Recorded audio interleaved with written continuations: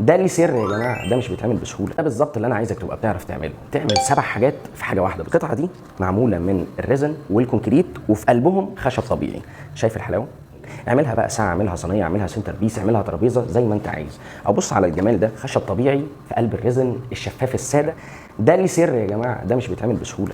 بص الحلاوه دي، نص ريزن نص كونكريت، وفي قلبهم برضو خشب طبيعي، والكونكريت معمول بتقنيه ترخيم من احلى ما يكون. هو ده بالظبط اللي انا عايزك تعمله. الحته دي معموله ترخيم وفي قلبها ورق ذهب، ترخيم ابيض في اسود عامله زي الرخام بالظبط. والقطعه دي بقى معموله بتقنيه ترخيم الكونكريت بس مصبوبه ريزن. الصينيه دي تبان من ورا ان هي عاديه، رغم ان تدريجه الالوان دي مش سهله، بس لو عملنا كده هنلاقي صينيه موجه بحر كانك شايف المحيط من جوجل ايرث. عمل دي يا جماعه اول مره في حياته يشتغل ريزن تقريبا، واللي عمل دي اول مره في حياته يشتغل ريزن، واللي عمل التحفه الفنيه دي اول مره في حياته يشتغل ريزن، واللي عمل دي برضو اول مره في حياته يشتغل ريزن. احنا هنا علمناه ازاي يحط الريزن على الكونكريت مع الخشب الطبيعي، ويستخدم تقنيات الاكريليك بورنج والكونكريت في صب الريزن، او تقنيات الريزن في صب الكونكريت. بس هو بقى عارف الخطوات اللي هتخليه يطلع القطعه متفنشه صح، ما فيهاش ولا غلطه، ما فيش خشبه بارزه، ما فيش بابلز، ما فيش اي حاجه، والالوان طالعه حلوه والتفاصيل جميله جدا.